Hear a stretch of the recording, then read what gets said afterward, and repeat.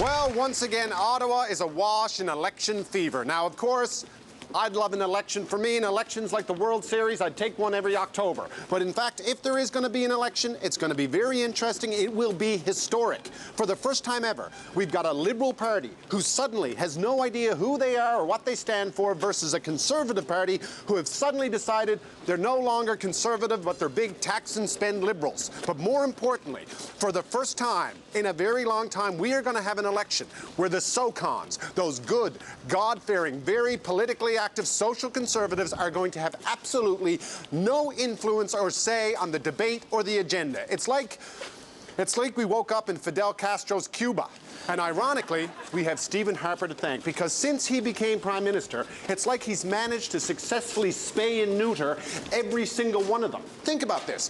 If social conservatives in this country were animals of the four-legged variety, they'd be on some sort of endangered species list. Cripes, if they had gills, David Suzuki would have to go out and form some sort of emergency round table on how to protect them.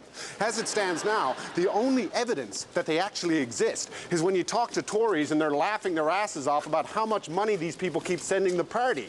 Now there is a very clever trick. Imagine convincing thousands of people to send you millions of dollars so you can form a government. Then you form a government, and as a reward to those people, you tell them to shut up and forget everything they've ever stood for, and then you give them nothing, and then they send you more money in return because they have nowhere else to go.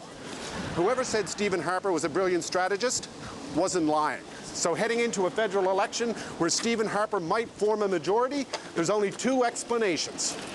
The social conservatives have been sold down a river, or they know something we don't.